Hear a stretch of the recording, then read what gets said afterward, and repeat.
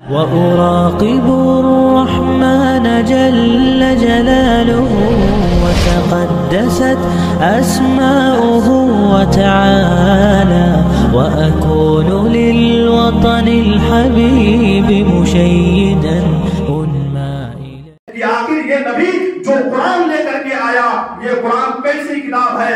یہ حدیث جو نبی صلی اللہ علیہ وسلم کو ملی ہے، یہ حدیث کیسی کتاب ہے؟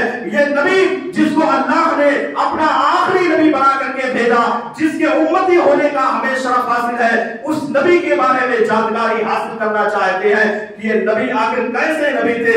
آپ دیکھیں امریکہ کے اندر ایک بہت ہی مشہور کیتھولک پادری، ایک پادری جو کافی سالوں تک تقریباً 20 سال تک قرآن کریم کے بارے میں اور اسی طرح سے اسلام کے بارے میں سچ کرتا رہا، اسلام کی حقیقت کو معلوم کرتا رہا۔ وہ پادری عیسائی تھا جو عیسائیت کی تعلیم دیتا تھا، معمولی پادری نہیں تھا، بہت ہی بڑا پادری تھا۔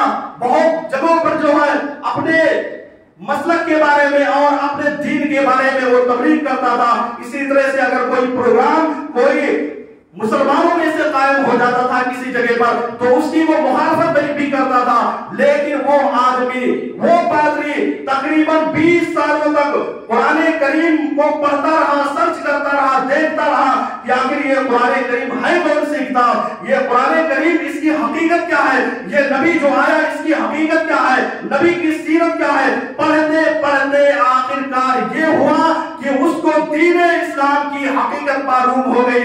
اسلام کیا ہے، اسلام کا معنی کیا ہے، اسلام کی حقیقت کیا ہے، اس پادری کو، اس عیسائی کو معلوم ہو گیا اور اس نے کلمہ کا اقرار کر لیا، گویا کہ وہ مسلمان ہو گیا، وہ مسلمانوں کی برادری میں شامل ہو گیا۔ آج اس کی حالت یہ ہے کہ الحمدللہ کافی لوگ تعریف کرتے ہوئے نظر آتے ہیں۔ وہ امریکہ ایسی سرزمین اور وہ پادری اتنا بڑا پادری کہ جس کے فالوورز اور جس کے ماننے والے، جس کی بات پر لبیک کہنے والے کافی لوگ موجود ہیں، وہ باقاعدہ دین اسلام کے بارے میں اسلام کی حقیقت معلوم کر کے داخل ہو جاتا ہے۔ جب اس کے دوستوں سے سوال کیا گیا، کسی نے پوچھا کہ آخر یہ اسلام کے اندر کیسے داخل ہو گئے، اسلام کی دولت ان کو کیسے مل گئی، تو ان کے دوستوں نے کہا کہ یہ تقریباً 20 سال تک اسلام کے بارے میں سرچ کرتے رہے، اسلام کی حقیقت کو معلوم کرتے رہے، جس کا نتیجہ یہ ہوا کہ یہ دین اسلام کے اندر داخل ہو گئے۔ ان الحمد للہ نحمده ونستعینه ونستغفره ونعوذ بالله من شرور انفسنا ومن سيئات اعمالنا، من يهده الله فلا مضل له ومن يضلله فلا هادي له، واشهد ان لا اله الا الله وحده لا شريك له، واشهد ان محمدا عبده ورسوله۔ يا ايها الذين امنوا اتقوا الله حق تقاته ولا تموتن الا وانتم مسلمون۔ يا ايها الناس اتقوا ربكم الذي خلقكم من نفس واحدة وخلق منها زوجها وبث منهما رجالا كثيرا ونساء، واتقوا الله الذي تساءلون به والأرحام إن الله كان عليكم رقيبا۔ يا أيها الذين آمنوا اتقوا الله وقولوا قولا سديدا يصلح لكم أعمالكم ويغفر لكم ذنوبكم، ومن يطع الله ورسوله فقد فاز فوزا عظيما۔ أما بعد، فإن خير الحديث كتاب الله، وخير الهدي هدي محمد صلى الله عليه وسلم، وشر الأمور محدثاتها، وكل محدثة بدعة، وكل بدعة ضلالة، وكل ضلالة في النار۔ قال الله تبارك وتعالى في القرآن المجيد والفرقان الحميد: أعوذ بالله من الشيطان الرجيم، بسم الله الرحمن الرحيم۔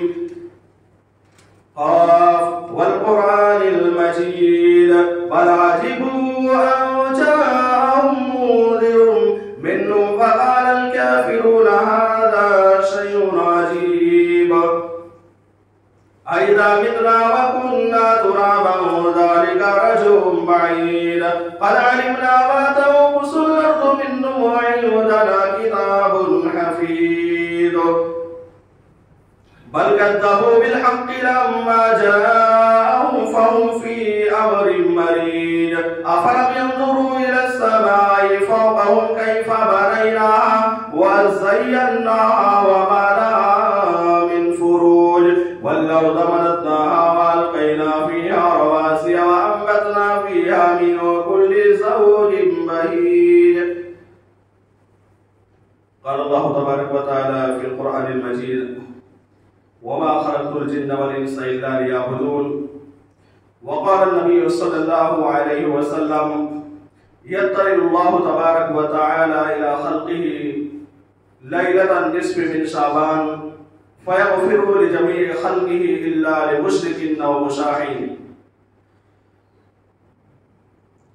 معزز سامعین کرام، عزیز بچوں، خواتین حضرات، آج کے اس خطبہ جمعہ میں آپ حضرات کے سامنے جس موضوع کو لے کر کے حاضر ہوا ہوں وہ موضوع ہے شعبان کی فضیلت اور اس کے بدعات کے تعلق سے۔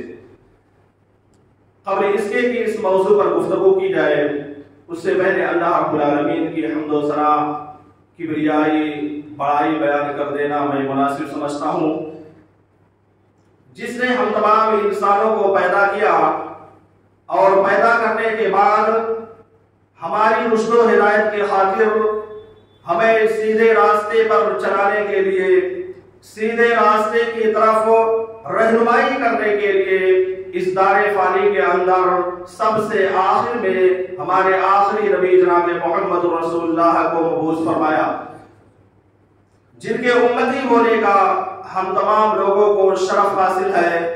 ہم تمام لوگ نبی صلی اللہ علیہ وسلم کے امتی ہیں اور انہی کے نقش قدم پر چلنے کی حتی الامکان کوشش کرتے ہیں۔ ہماری یہی کوشش رہتی ہے کہ ہم قرآن و حدیث کو فالو کریں، قرآن و حدیث کے مطابق اپنی زندگی کو ڈھالتے رہیں۔ یہی ہماری زندگی کا اصل مقصد ہے اور اسی کے لیے ہم اس شریعت کے مطابق ہمیشہ اپنے آپ کو ڈھالتے رہتے ہیں۔ حاضرین جمعہ، میں نے آپ حضرات کے سامنے قرآن کریم کی ایک آیت کریمہ تلاوت کی ہے۔ اس میں اللہ رب العالمین نے بیان کیا وَمَا خَلَقْتُ الْجِنَّ وَالْإِنسَ إِلَّا لِيَعْبُدُونَ، کہ میں نے جن و انس کو صرف اور صرف اپنی عبادت و بندگی کے لیے پیدا کیا ہے۔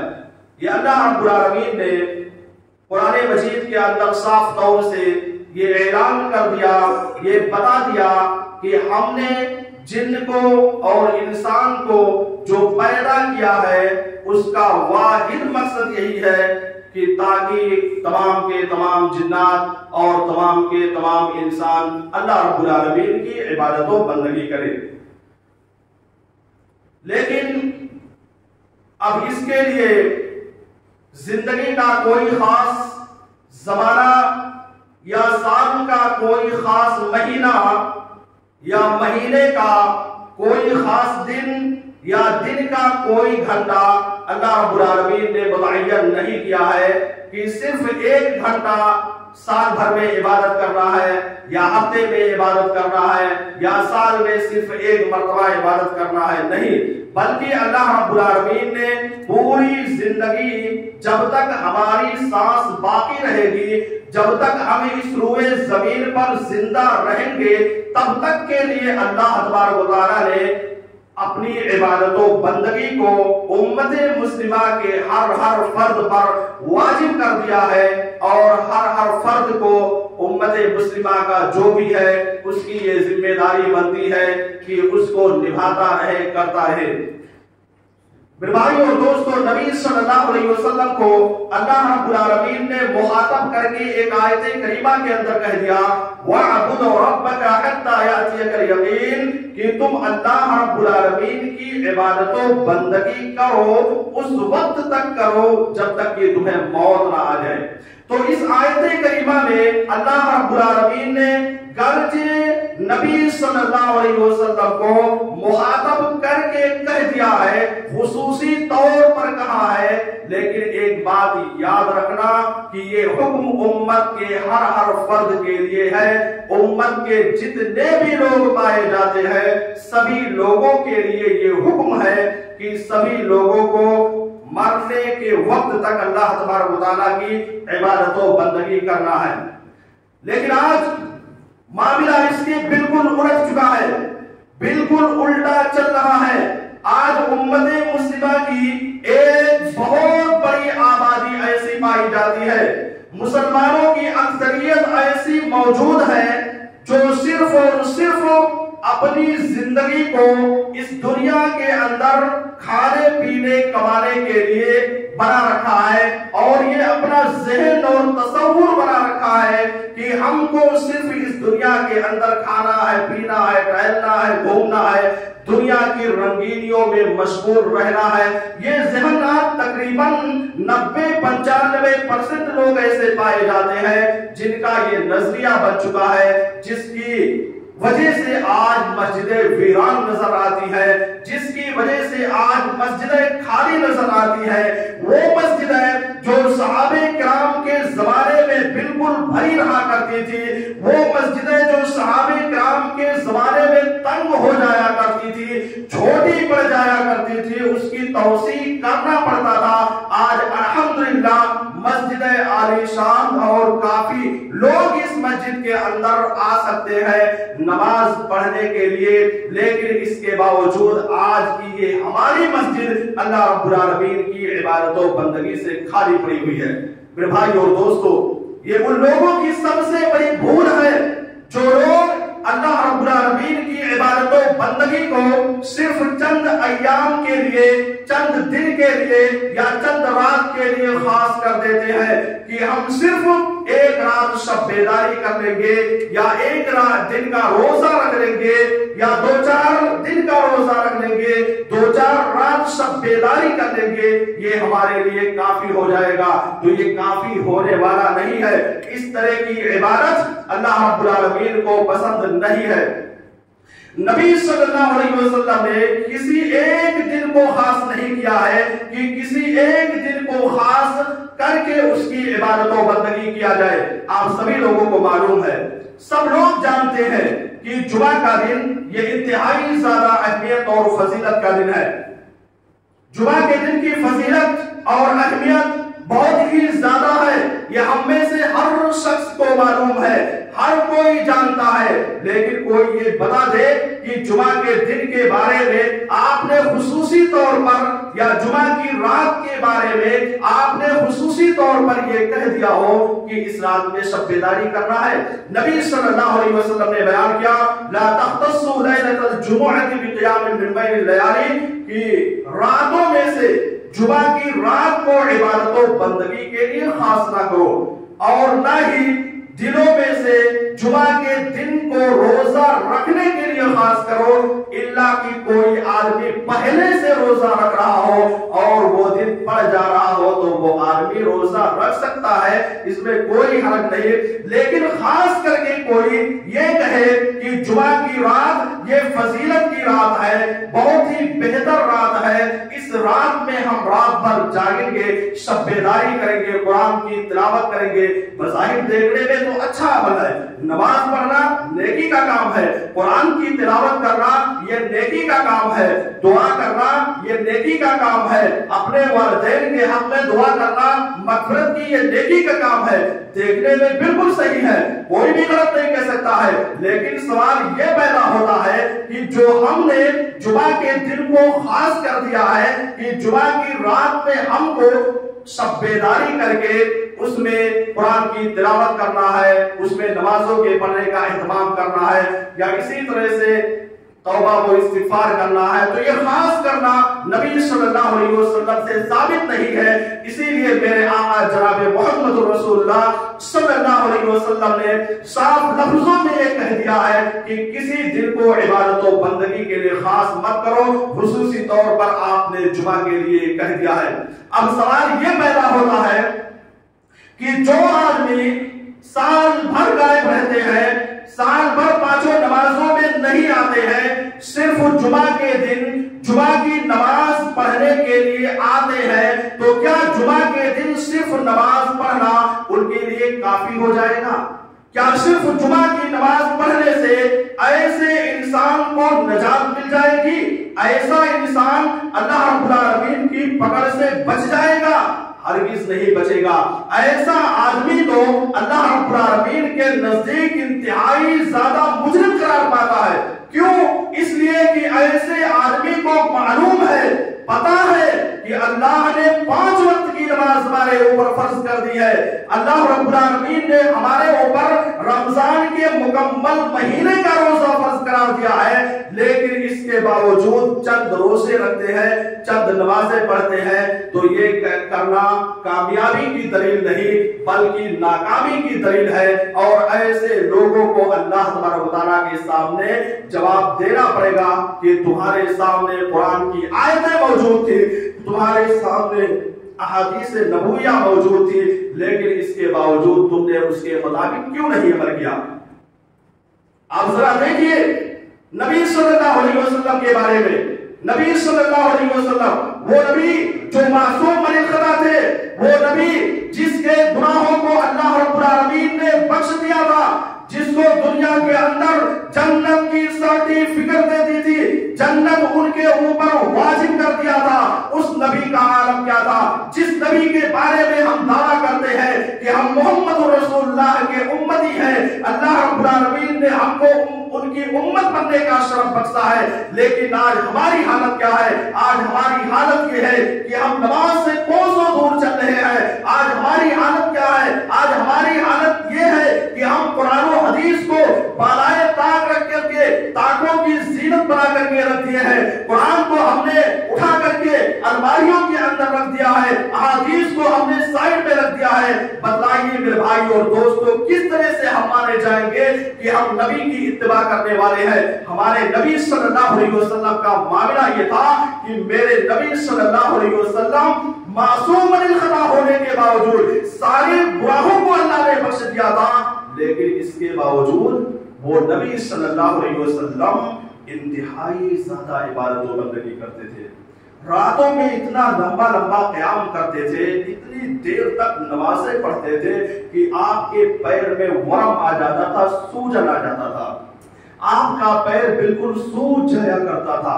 आयशा रज़ियल्लाहु ताला अन्हा जो नबी सल्लल्लाहु अलैहि वसल्लम की बहुत ही चहेती बीवी हैं, वो सवाल कर लेती हैं, पूछ लेती हैं कि अल्लाह के नबी सल्लल्लाहु अलैहि वसल्लम, आप तो मासूम अनिल खता है, आपके अगले पिछले सारे गुनाहों को अल्लाह ने माफ कर दिया है, आपके सारे गुनाहों को बख्श दिया है, फिर भी आप इतना इबादत क्यों करते हैं? अल्लाह के नबी सल्लल्लाहु अलैहि वसल्लम ने हज़रत आयशा रज़ियल्लाहु ताला अन्हा को जो जवाब दिया था वो बहुत ही जामी जवाब दिया था। उन्होंने कहा अफला अकूनु अब्दन शकूरा, या आयशा क्या मैं अल्लाह रब्बुल आलमीन का शुक्रगुजार बंदा न बन जाऊं? यहाँ पर अल्लाह के नबी सल्लल्लाहु अलैहि वसल्लम जो उनको मासूम अनिल खता करार दिया गया था, जिनको दुनिया के अंदर जन्नत की सर्टिफिकेट मिल गई थी, उन्होंने अल्लाह का शुक्र अदा करते हुए कहा कि आयशा मैं अल्लाह रब्बुल आलमीन का शुक्रगुजार बंदा बनना चाहता हूँ। यानी जन्नत की सर्टिफिकेट मिलने के बाद वो नबी शुक्राने के तौर पर रातों रात जाग करके इतनी नमाजें पढ़ रहा है कि पैर में वरम आ जा रहा है, सूजन आ जा रहा है।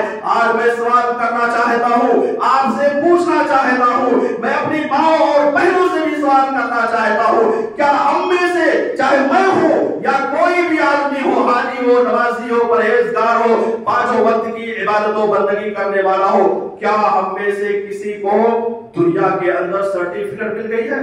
मैं आलिम हूँ तो क्या मुझको दुनिया के अंदर सर्टिफिकेट मिल गई है? एक आदमी जो आबिद है, क्या उसको सर्टिफिकेट मिल गई है कि ये जन्नत के अंदर जाएगा?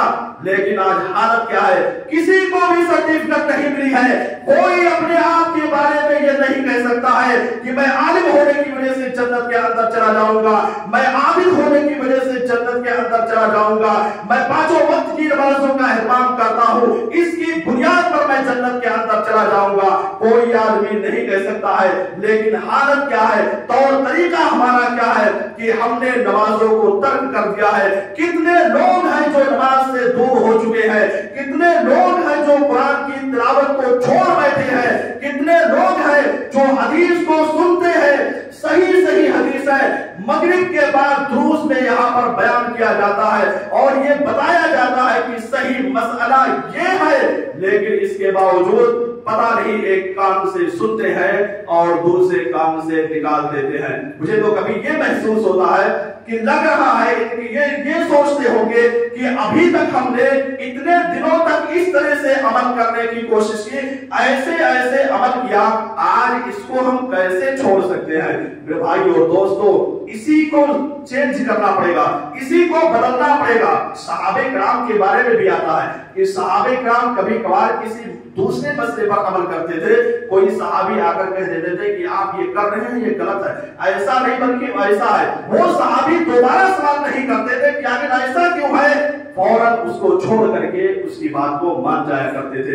तो इस तरह की जब सोच अपने अंदर पैदा करेंगे, हदीसों की सच, हदीसों के बारे में तहकीक करना कि जो सही हदीसें हैं उन्हीं हदीसों पर हमको अमल करना है, तभी जाकर के हकीकी मानों में हम और आप दावा कर सकते हैं कि हम नबी सल्लल्लाहु अलैहि वसल्लम की इत्तिबा करने वाले हैं, हम कुरान और हदीस को लेकर के चलने वाले हैं, वरना लेबल लगा लेने से काम नहीं चलने वाला है। आप लाख लेबल लगा दीजिए, मस्जिदों के सामने लगा लीजिए, खुद अपने घरों पर लगा लीजिए, या लोगों में मशहूर हो जाइए कि फला मसलक के है, फला जो है बहुत कुरान और हदीस को लेकर के चलते हैं, तो इस तरह से काम चलने वाला नहीं है। जब तक की तहकीक नहीं करेंगे, सही हदीस पर अमल नहीं करेंगे, उस वक्त तक कामयाब नहीं हो सकते हैं। तो कहने का मकसद ये है कि नबी सल्लल्लाहु अलैहि वसल्लम ने उम्मत के हर फर्द को सही सही चीजों की रहनुमाई कर दी है और सही सही चीजों पर अमल करने का हुक्म भी दे दिया है। मेरे भाई और दोस्तों, ये तमहीदी कलमात मैंने इसलिए पेश किया ताकि आपका ज़हन और दिमाग बन सके कि किस तरह से हमको कुरान और हदीस को फॉलो करके कुरान और हदीस के मुताबिक अमल करने की जरूरत है। आइए शाबान, ये शाबान का महीना जो चल रहा है, इसके फौरन बाद हमारा रमजान का महीना आ रहा है, जो कि बहुत ही मुकद्दस महीना है, जो कि बहुत ही बाबरकत महीना है। वो महीना चंद लम्हों के बाद हमारे सरों पर साया फखर हो जाएगा, जिसके लिए हम लोग बिल्कुल इंतजार कर रहे हैं, तैयार है कि वो तारीख आए, वो दिन आए और हम रमजान में दाखिल हो जाए, रमजान में तरावी का एहतमाम करें, तौबा और इस्तिगफार करें, तो वो महीना आने वाला है। तो ये शाबान का महीना बहुत ही फजीलत का महीना है, बहुत ही अफजल और बेहतर महीना है। इस महीने के अंदर अल्लाह के नबी सल्लल्लाहु अलैहि वसल्लम सबसे ज्यादा जिस चीज का एहतमाम करते थे इबादत में, वो रोजा था। इस मुबारक महीने में नबी सल्लल्लाहु अलैहि वसल्लम सबसे ज्यादा रोजा रखा करते थे। यानी रमजान के बाद आयशा रज़ियल्लाहु ताला अन्हा कहती है कि नबी सल्लल्लाहु अलैहि वसल्लम रमजान के बाद अगर किसी महीने का सबसे ज्यादा रोजा रखा करते थे तो वो शाबान का महीना था। पता ये चला कि नबी सल्लल्लाहु अलैहि वसल्लम ने सबसे ज्यादा रोजा रखने का एहतमाम अगर किसी महीने में किया है तो शाबान का महीना है। इसी महीने में आपने कसरत के साथ रोजा रखने का एहतमाम किया है। लेकिन सवाल ये पैदा होता है कि क्या सिर्फ किसी एक दिन को खास कर देना कि हमको 15वीं शाबान को रोजा रखना है, ये साबित है या नहीं साबित है? तो किसी एक दिन को खास कर देना कि हमको 15वीं शाबान को रोजा रखना है, ہے یہ کسی بھی حدیث کے اندر ثابت نہیں ہے. خاص کر کے ہاں اگر کوئی آدمی شروع سے رکھ رہا ہے اور 15 پار ہو گیا, 15 کا دن آ گیا, تو ایسا کرنے میں کوئی حرج نہیں ہے, وہ آدمی روزہ رکھ سکتا ہے. لیکن اگر کسی نے خاص کر دیا کہ نہیں ہم اسی دن روزہ رکھیں گے, تو یہ کرنا نبی صلی اللہ علیہ وسلم سے ثابت نہیں ہے. اس لیے اس بات کو اپنے دل و دماغ کے اندر بٹھانے کی ضرورت ہے کہ جہاں پر یہ مہینہ فضیلت والا مہینہ ہے, جہاں پر یہ مہینہ اہمیت والا مہینہ ہے, جہاں پر یہ مہینہ بابرکت مہینہ ہے, اسی پر ہم کو اس بات کو بھی سامنے رکھنا ہے کہ اس مہینے میں ہمیں اللہ تبارک و تعالیٰ کی کس طرح سے عبادت و بندگی کرنی ہے, ہمیں اللہ رب العالمین کی عبادت و بندگی میں اپنے آپ کو کس طرح سے لگانا ہے, کون کون سی چیزیں صحیح ہیں اور کون کون سی چیزیں غلط ہیں, ان کو ہمیں اپنے دل و دماغ کے اندر بٹھا کر کے رکھنا ہے. تبھی جا کر کے مانا جائے گا کہ ہم نبی صلی اللہ علیہ وسلم کے طور طریقے کو اپنانے والے ہیں, نبی صلی اللہ علیہ وسلم کے طریقے کے مطابق عمل کرنے والے ہیں. اب میں آپ کو شعبان کے مہینے میں کون سی چیز غلط ہے, کون سی چیز صحیح ہے, اس پر میں روشنی ڈالنا چاہتا ہوں. تو شعبان کے مہینے میں نبی صلی اللہ علیہ وسلم یعنی شعبان کی جو 15ویں رات ہے اس کے بارے میں نبی صلی اللہ علیہ وسلم کی ایک حدیث ہے کہ یطلع اللہ تبارک و تعالی الی خلقہ لیلۃ النصف من شعبان, کہ اللہ رب العالمین شعبان کی 15ویں رات کو آسمان دنیا پر نازل ہوتا ہے, اور نازل ہونے کے بعد اللہ رب العالمین تمام مخلوق کو بخش دیتا ہے, تمام مخلوق کے گناہوں کو معاف کر دیتا ہے سوائے مشرک کے اور دوسرا کینہ پرور. یعنی دو لوگوں کو اللہ رب العالمین چھوڑ کر جو لوگ شرک کرتے ہیں, اللہ رب العالمین کی ذات کے ساتھ کسی دوسرے کو شریک و شریک ٹھہراتے ہیں, اس کو معاف نہیں کرتا ہے. اور جن کے دلوں کے اندر کینہ پایا جاتا ہے, ایک دوسرے کے تعلق سے بغض و عداوت پائی جاتی ہے, ایک دوسرے کو لے کر کے کینہ کبر پایا جاتا ہے, ایسے آدمی کو اللہ تبارک و تعالیٰ نہیں بخشتا ہے. پتہ یہ چلا کہ شرک اگر اللہ رب العالمین کے ساتھ کیا گیا تو اس بات کو یاد رکھنا کہ اللہ رب العالمین کا جو خصوصی آفر ہوتا ہے 15ویں شعبان کی رات کو آ کر کے اپنے تمام بندوں کو بخشنے کی کوشش کرتا ہے, ایسے لوگوں کو اللہ رب العالمین اس سے الگ کر دے گا, اس سے بائیکاٹ کر دے گا, ایسے لوگوں کی مغفرت نہیں کرے گا. اس لیے ہم تمام لوگوں کو جو بھی لوگ شرک و بدعت میں مبتلا ہے, جن کو شرک کے بارے میں پتہ نہیں ہے, ان کو تحقیق کرنا چاہیے, پوچھنا چاہیے, اور پتہ چلنے کے بعد فوراً شرک جیسی مہلک بیماری سے اپنے آپ کو بچانے کی کوشش کرنا چاہیے. اور اگر کسی کے دل کے اندر کینہ کبر پایا جاتا ہے تو اس کینے کو لے کر کے ختم کر دینا چاہیے. آج کل ہوتا کیا ہے کہ ایک آدمی اگر وہ مالدار ہو جاتا ہے, اگر وہ آدمی دن بدن ترقی کرنے لگتا ہے, تو ایسے میں دوسرے کے دل کے اندر تھوڑا سا کینہ کبر آ جاتا ہے. دوسرے کو لے کر کے وہ سوچنے لگتا ہے کہ آخر یہ آدمی اتنا زیادہ ترقی کیوں کر گیا ہے, اس آدمی کو اتنی زیادہ ترقیاں کیوں مل گئی ہے, اتنا زیادہ نہیں ملنا چاہیے, اور بھی دوسری باتوں کو لے کر کے اس کے دل کے اندر یہ ساری چیزیں پائی جاتی ہے. تو کینہ کبر جیسی مہلک بیماری سے ہم تمام لوگوں کو بچنے کی ضرورت ہے.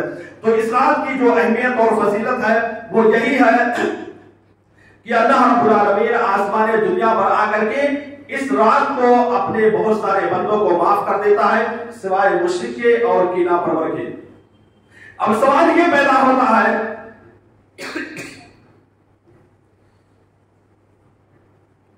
اس سلسلے میں ایک دوسری روایت جو پیش کی جاتی ہے کہ اللہ رب العالمین شعبان کی 15ویں رات کو آسمان دنیا پر آتا ہے, اور آسمان دنیا پر آنے کے بعد بنو کلب کے جتنے بکریوں کے بال ہیں اس کے مطابق بخش دیتا ہے, معاف کر دیتا ہے.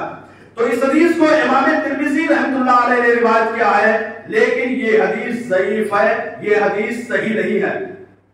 اس حدیث کے بارے میں خود امام ترمذی کہتے ہیں کہ میں نے اپنے استاد امام بخاری سے سنا ہے.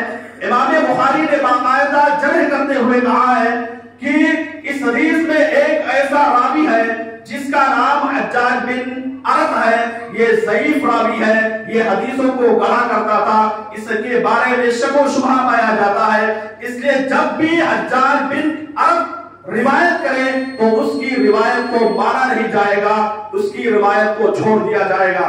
اب یہاں پر ایک سوال پیدا ہوتا ہے کہ اللہ رب العالمین نے شعبان کی 15ویں رات کے بارے میں کہہ دیا کہ اس کی فضیلت ہے۔ اللہ رب العالمین اس دن آتا ہے آسمان دنیا پر اور اپنے بندوں کی مغفرت کرنا چاہتا ہے، لیکن ایک دوسرا سوال یہ ہے کہ کیا اس دن خصوصی طور پر جا کر کے قیام اللیل کرنا، رات میں جاگنا، مسجدوں کو اس رات کے لیے کھول دینا، مسجدوں کے اندر بیٹھ کر قرآن مجید کی تلاوت کرنا، مسجدوں کے اندر بیٹھ کر کے ذکر و اذکار کرنا، یا قبرستان میں جا کر کے اپنے بھائیوں کے لیے مغفرت کی دعا کرنا، کیا یہ ساری چیزیں صحیح ہیں یا نہیں صحیح ہے؟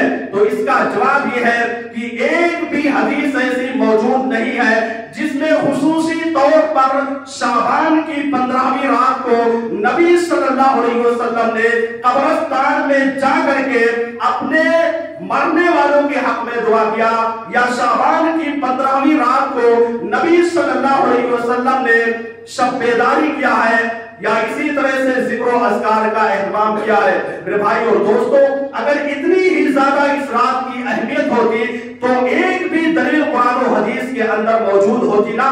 آپ دیکھیں شب قدر کی فضیلت کے بارے میں، شب قدر کی فضیلت انتہائی زیادہ ہے۔ سبھی لوگوں کو معلوم ہے کہ شب قدر کی فضیلت بہت ہی زیادہ ہے۔ اگر کوئی 5 رات شب بیداری کر لیتا ہے، 5 راتوں میں جاگ لیتا ہے، تو اللہ رب العالمین اس کو 83 سال 4 مہینوں کی عبادت و بندگی کا اجر و ثواب لکھ دیتا ہے۔ اس کی دلیل موجود ہے۔ اگر اتنی ہی زیادہ فضیلت والی یہ رات تھی تو اللہ رب العالمین نے قرآن کریم کے اندر کوئی ایک دلیل کیوں نہیں نازل کیا، یا حدیث کے اندر میرے آقا جناب محمد رسول اللہ صلی اللہ علیہ وسلم نے کیوں نہیں بیان کیا؟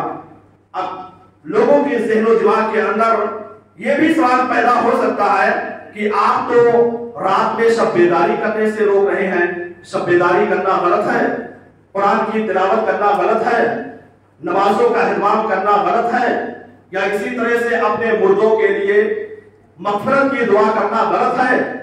تو میرا کہنا یہ ہے کہ عبادت یہ ایسا مسئلہ ہے کہ جس میں جب تک کوئی دلیل موجود نہیں ہوگی اس وقت تک وہ عبادت قابل قبول نہیں ہوگی۔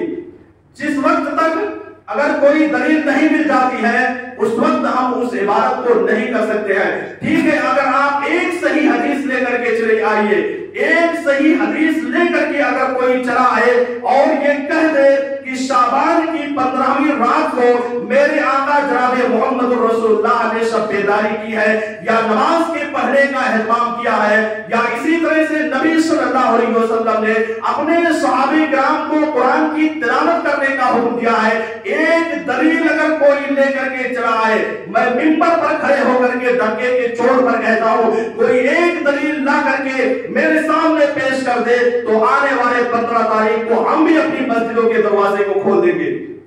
لیکن شرط یہ ہے کہ صحیح حدیث ہونی چاہیے، کوئی ایسی حدیث نہیں ہونی چاہیے جو موضوع ہو، جو منگھڑت ہو، جس کا کوئی حدیث سے تعلق ہی نہ ہو۔ ایسی حدیث نہیں ہم کو چاہیے۔ حدیث تو وہ چاہیے جو نبی صلی اللہ علیہ وسلم سے ڈائریکٹ ثابت ہو۔ اگر کر کر کے کسی نے بنا دیا ہے اس کو لا کر کے اگر پیش کریں گے تو وہ حدیث ناقابل قبول ہوگی۔ ایسی حدیث کو ہم ماننے کے لیے تیار نہیں ہوں گے۔ ہم اسی حدیث کو مانتے ہیں جو صحیح حدیثوں سے ثابت ہوتی ہے، جو صحیح اور کریکٹ ہوتی ہے، جس کے اندر شک و شبہ نہیں ہوتا ہے۔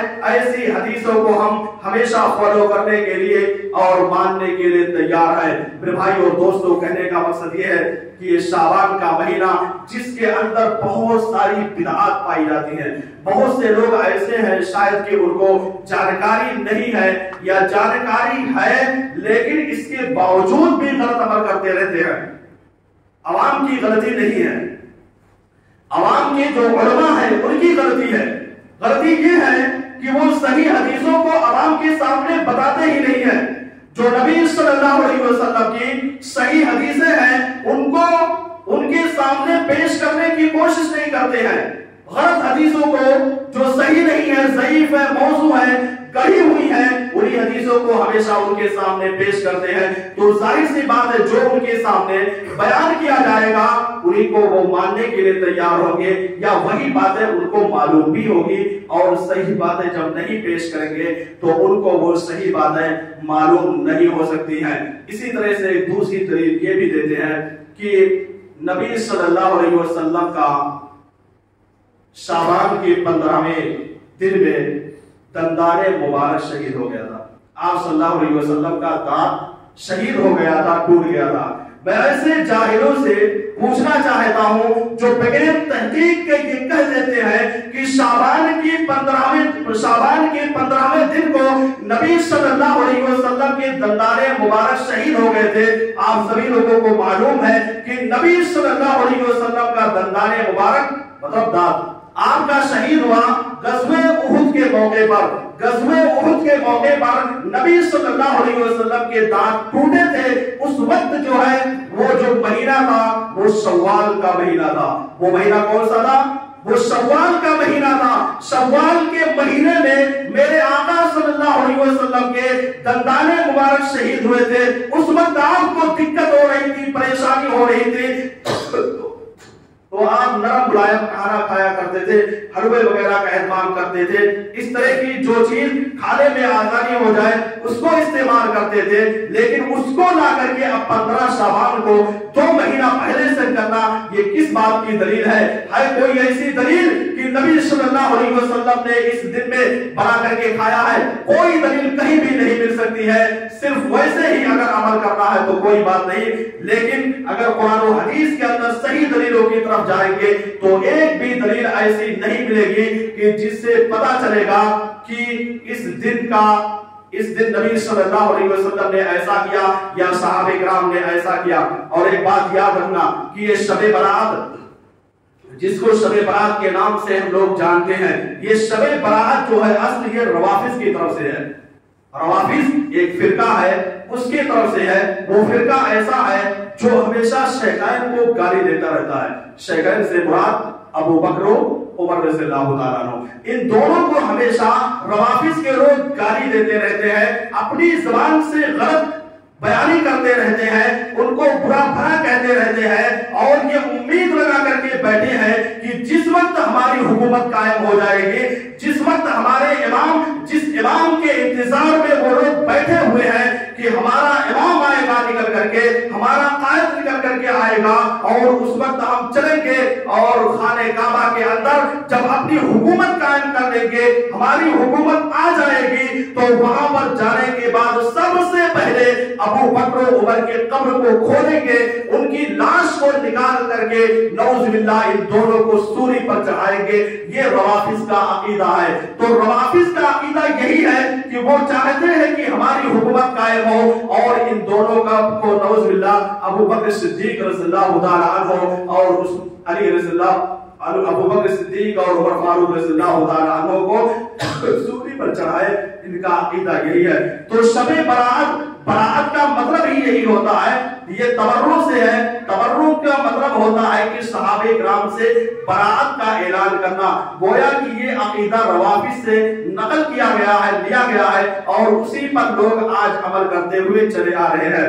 میرے بھائی اور دوستو، اس عقیدے کو ہم تمام لوگوں کو جن کے دل و دماغ کے اندر یہ ساری چیزیں پائی جاتی ہیں اس کو ختم کرنا ہے، اس کو بالکل جڑ سے مٹا دینا ہے. آج ہم صرف اور صرف نام کے مسلمان بچے ہوئے ہیں، لیکن کام کے مسلمان نہیں ہیں. آج ہم نے قرآن و حدیث کو بالائے طاق رکھ کر کے رکھ دیا ہے. آج ہم نے قرآن کریم کو پڑھنا چھوڑ دیا ہے. آج ہم نے حدیثوں کا مطالعہ کرنا چھوڑ دیا ہے. جبکہ آج دیکھا جائے تو اس دنیا کے اندر بہت سارے غیر مسلم لوگ ایسے پائے جاتے ہیں جو ابھی ایمان نہیں لائے ہوئے ہوتے ہیں. وہ بھی اسلام کے بارے میں سرچ کرتے رہتے ہیں، وہ بھی اسلام کے بارے میں پڑھتے رہتے ہیں، وہ بھی اسلام کی حقیقت کو معلوم کرنے کے لیے قرآن کا مطالعہ کرتے رہتے ہیں، حدیث کا مطالعہ کرتے رہتے ہیں، نبی صلی اللہ علیہ وسلم کی سیرت کا مطالعہ کرتے رہتے ہیں۔ کیوں؟ اس لیے کہ وہ حقیقت تک جانا چاہتے ہیں، وہ حقیقت حال کو معلوم کرنا چاہتے ہیں کہ آخر یہ نبی جو قرآن لے کر کے آیا، یہ قرآن کیسی کتاب ہے، یہ حدیث جو نبی صلی اللہ علیہ وسلم کو ملی ہے، یہ حدیث کیسی کتاب ہے، یہ نبی جس کو اللہ نے اپنا آخری نبی بنا کر کے بھیجا، جس کے امتی ہونے کا ہمیں شرف حاصل ہے، اس نبی کے بارے میں جانکاری حاصل کرنا چاہتے ہیں کہ یہ نبی آخر کیسے نبی تھے۔ آپ دیکھیں امریکہ کے اندر ایک بہت ہی مشہور کیتھولک پادری، ایک پادری جو کافی سالوں تک تقریباً 20 سال تک قرآن کریم کے بارے میں اور اسی طرح سے اسلام کے بارے میں سچ کرتا رہا، اسلام کی حقیقت کو معلوم کرتا رہا۔ وہ پادری عیسائی تھا جو عیسائیت کی تعلیم دیتا تھا، معمولی پادری نہیں تھا، بہت ہی بڑا پادری تھا، بہت جگہوں پر جو ہے اپنے مسلک کے بارے میں اور اپنے دین کے بارے میں وہ تبلیغ کرتا تھا۔ اسی طرح سے اگر کوئی پروگرام کوئی مسلمانوں میں سے قائم ہو جاتا تھا کسی جگہ پر تو اس کی وہ مخالفت بھی کرتا تھا، لیکن وہ آدمی، وہ پادری تقریباً 20 سالوں تک قرآن کریم کو پڑھتا رہا، سرچ کرتا رہا، دیکھتا رہا کہ آخر یہ قرآن کریم ہے کون سی کتاب، یہ قرآن کریم اس کی حقیقت کیا ہے، یہ نبی جو آیا اس کی حقیقت کیا ہے، نبی کی سیرت کیا ہے۔ پڑھتے پڑھتے آخرکار یہ ہوا کہ اس کو دین اسلام کی حقیقت معلوم ہو گئی، اسلام کیا ہے، اسلام کا معنی کیا ہے، اسلام کی حقیقت کیا ہے۔ اس پادری کو، اس عیسائی کو معلوم ہو گیا اور اس نے کلمہ کا اقرار کر لیا، گویا کہ وہ مسلمان ہو گیا، وہ مسلمانوں کی برادری میں شامل ہو گیا۔ آج اس کی حالت یہ ہے کہ الحمدللہ کافی لوگ تعریف کرتے ہوئے نظر آتے ہیں۔ وہ امریکہ ایسی سرزمین اور وہ پادری اتنا بڑا پادری کہ جس کے فالوورز اور جس کے ماننے والے، جس کی بات پر لبیک کہنے والے کافی لوگ موجود ہیں، وہ باقاعدہ دین اسلام کے بارے میں اسلام کی حقیقت معلوم کر کے داخل ہو جاتا ہے۔ جب اس کے دوستوں سے سوال کیا گیا، کسی نے پوچھا کہ آخر یہ اسلام کے اندر کیسے داخل ہو گئے، اسلام کی دولت ان کو کیسے مل گئی، تو ان کے دوستوں نے کہا کہ یہ تقریباً 20 سال تک اسلام کے بارے میں سرچ کرتے رہے، اسلام کی حقیقت کو معلوم کرتے رہے، جس کا نتیجہ یہ ہوا کہ یہ دین اسلام کے اندر داخل ہو گئے۔ آج ہماری حالت کیا ہے؟ غیر ہماری کتابوں کو پڑھ کر کے دین اسلام کے اندر داخل ہو رہا ہے، غیر لوگ دین اسلام کی کتابوں کو پڑھتے رہتے ہیں۔ آج ہماری حالت یہ ہے کہ ہم نے قرآن و حدیث کو بالائے طاق رکھ دیا ہے۔ آج ہماری حالت یہ ہے کہ ہم نے قرآن کو رمضان کے مہینے تک کے لیے ارمانیوں کی زینت بنا کر کے رکھ دیا ہے۔ آج ہم نے حدیثوں کو ماننا ترک کر دیا ہے۔ میرے بھائیوں اور دوستوں، میں سوال کرنا چاہتا ہوں کہ کل جب قیامت کے میدان میں میدان محشر میں اللہ رب العالمین کے سامنے حاضر ہونا پڑے گا، جب اللہ رب العالمین اپنی عدالت کی کرسی کو سبھی کے سامنے رکھے گا، جس طرح سے ہم اور آپ کھڑے ہیں، بیٹھے ہیں، اسی طرح سے اللہ رب العالمین جب وہاں پر بیٹھے گا اور وہاں پر سوال کرے گا، نبی صلی اللہ علیہ وسلم باقاعدہ کہیں گے کہ یہ قوم جنہوں نے قرآن کریم کو چھوڑ رکھا تھا، وہاں پر سبھی لوگوں کو جواب دینا پڑے گا۔ میرے بھائی اور دوستو، آج جو اس دنیا کے اندر مسلمان ذلت کی زندگی گزار رہے ہیں، آج جو ذلیل ہے، جگہ جگہ ستائے جا رہے ہیں، جگہ جگہ مارے پیٹے جا رہے ہیں، دوسرے لوگ مسلمانوں کو غلط نگاہوں سے دیکھ رہے ہیں، دوسرے لوگ مسلمانوں کے اوپر ہمیشہ کیچڑ اچھالتے رہتے ہیں، اس کی وجہ یہ ہے کہ ہم نے قرآن و حدیث کو چھوڑ رکھا ہے، ہم نے قرآن و حدیث کو چھوڑ دیا ہے، ہم نے قرآن کی تلاوت کرنا چھوڑ دیا ہے، ہم نے حدیثوں کو ماننا چھوڑ دیا ہے، جس کا نتیجہ یہ ہے کہ آج ذلت کی زندگی گزار رہے ہیں۔ آج ہماری ہمت نہیں ہے کہ ہم کسی غیر کے سامنے اپنی آواز کو بلند کر سکے۔ اگر کوئی غیر آدمی، دو آدمی کھڑے ہو کر کے ہمارے خلاف بولنے کے لیے تیار ہو جائے تو ہم 100 لوگ بولنے کے لیے تیار نہیں ہوتے ہیں۔ وجہ کیا ہے؟ وجہ یہی ہے کہ میرے بھائی اور دوستو ہم نے قرآن و حدیث کو ترک کر دیا، قرآن و حدیث کو چھوڑ دیا، اس طرح سے ہمارا عمل نہیں ہے جس کی وجہ سے اللہ رب العالمین نے ذلت والی زندگی کو مسلط کر دیا ہے، خوف والی زندگی کو مسلط کر دیا ہے۔ ہم اس نبی کے امتی ہیں جس نبی کا روب و دبدبہ اتنا زیادہ ہوتا تھا کہ 1 مہینے کی مسافت کے دوری پر 1 مہینہ اونٹ سے چل کر کے، پہلے کے دور میں اونٹ ہی موجود تھا، اس سے چل کر کے جہاں تک میرے آقا صلی اللہ علیہ وسلم جاتے تھے وہاں تک لوگوں کے دلوں کے اندر یہ روب و دبدبہ پایا جاتا تھا، یہ ڈر پایا جاتا تھا، یہ خوف پایا جاتا تھا کہ مدینے کے اندر، مکے کے اندر ایک ایسا شخص موجود ہے کہ اگر ہم اس کی مخالفت کریں گے تو ہماری اینٹ سے اینٹ بجا دے گا۔ مجھے کیا تھی؟ مجھے یہ تھی کہ انہوں نے قرآن و حدیث کے مطابق نبی صلی اللہ علیہ وسلم نے عمل کیا اور اپنے صحابہ کرام کو عمل کروانے کی کوشش کی ہے۔ آج ہم اس کے برعکس چل رہے ہیں۔ میرے بھائی اور دوستو ابھی وقت ہے، ابھی وقت ختم نہیں ہوا ہے۔ اب بھی اگر اپنے آپ کو ہم نے سنبھال لیا، اپنے آپ کو بہتر بنا لیا، قرآن و حدیث کے مطابق چلنے والا بنا لیا، جان لیجیے اللہ رب العالمین کی مدد ہمارے اوپر آئے گی۔ جب نبی صلی اللہ علیہ وسلم کے زمانے میں صحابہ کرام کے اوپر اللہ تبارک و تعالیٰ کی مدد آیا کرتی تھی، یا اس سے پہلے جو ہمارے اسلاف گزر چکے ہیں، جو اچھے لوگ گزر چکے ہیں، ان کے اوپر اللہ کی مدد آتی تھی، تو کیا ہمارے اوپر اللہ کی مدد نہیں آئے گی؟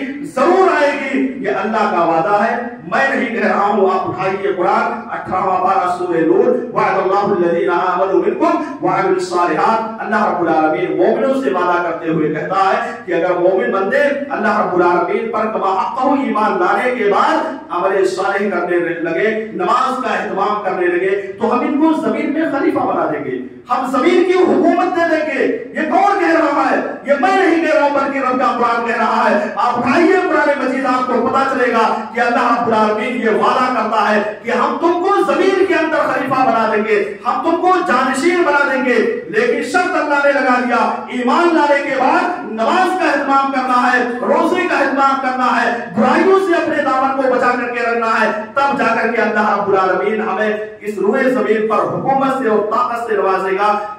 اس وقت جب اس طرح سے ہم عمل کرنے کے لیے تیار ہو جائیں گے۔ اس لیے میرے بھائی اور دوستو باتیں بہت زیادہ ہیں، لیکن اگر عمل کر لیا جائے تو چند باتیں ہی ہمارے لیے کافی ہو جائیں گی۔ اسی طرح سے ایک واقعہ پیش کر کے، وہ بھی ایک لیڈیز، ایک عورت جو لیکچر ٹیچر تھی، اس کو بھی دین اسلام کے بارے میں سرچ کرنے کا جذبہ پیدا ہوا، دین اسلام کے بارے میں وہ معلومات حاصل کرنا چاہتی تھی، اور دن بدن وہ یہ دیکھتی تھی کہ آخر ہندوستان کے اندر مسلمانوں کے خلاف کیوں اتنا زیادہ زہر اگلا جا رہا ہے، کیا وجہ ہے کہ لوگ مسلمانوں کو غلط نگاہوں سے دیکھتے ہیں، کیا وجہ ہے کہ لوگ مسلمانوں کے خلاف ہمیشہ آوازیں اٹھاتے رہتے ہیں۔ اس ٹیچر نے باقاعدہ سرچ کرنا شروع کر دیا۔